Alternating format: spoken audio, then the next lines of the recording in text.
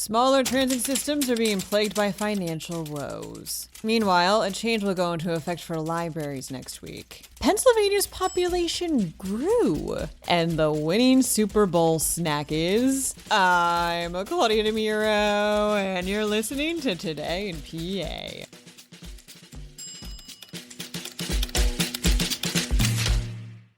Transit systems around the state are being plagued by financial woes, reports the Philadelphia Inquirer, not unlike what SEPTA went through last year. Governor Josh Shapiro did use executive authority to provide a little monetary boost for SEPTA and Pittsburgh Regional Transit, but most of Pennsylvania's 33 smaller systems didn't get that big an assist. And now they're facing some tough decisions amidst rising costs. Lanta, for one, which services people in Lehigh and Northampton counties, cut 5% of its service last week and plans on raising fares next month. Statewide campaign manager for nonprofit advocacy group Transit for All PA, Connor Deschmaker, said, quote, "It's disappointing that we continue to hear about transit as if it is something that only affects Philadelphia and a little bit of Pittsburgh."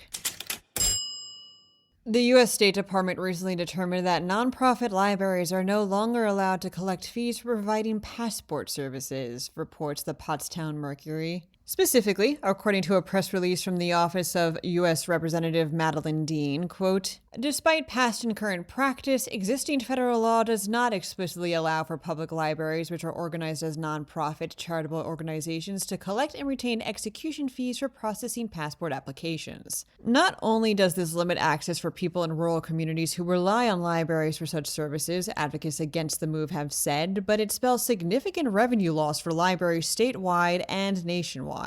Pottstown Regional Public Library will lose out on about $130,000, just as an example. Passport appointments can still be made as of now, but as of February 13th, next Friday, this change will go into effect. Where the U.S.'s population growth slowed last year, Pennsylvania's increased ever so slightly, states Axios Philadelphia. Pennsylvania's population is aging fast, yes, but that means that even the slightest population growth holds vast importance. Between July 2024 to July 2025, the state added more than 13,000 people, translating to a 0.1% bump. The rate of people leaving Pennsylvania has slowed since 2022, too. Still, it is a paltry number, as it follows a prediction that the state's population will only go up by 1.6% come 2050. The census is saying that this state and national slowdown is, quote, largely due to a historic decline in net international migration, which has dropped from 2.7 million to 1.3 million.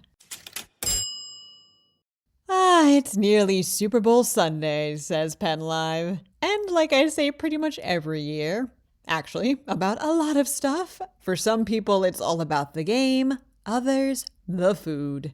And according to a study from Casino.ca, Pennsylvania shares its love of buffalo wings as a top Super Bowl food with the rest of the country. Pennsylvanians also like to douse them in buffalo chicken dip, also like the majority of Americans, before washing it all down with beer.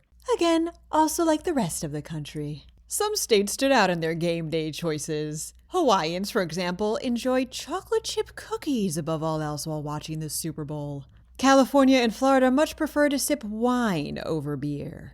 Whatever you're eating or drinking, enjoy.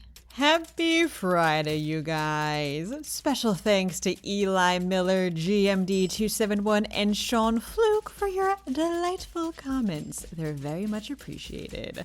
To stay up to date between watching the Super Bowl this weekend, take a peep at PennLive.com. And please don't forget to rate this podcast and to share it around. Thanks ahead of time, and of course, thanks for sticking with us. I'm Claudia Dimuro, and see you Monday for some more Today in PA.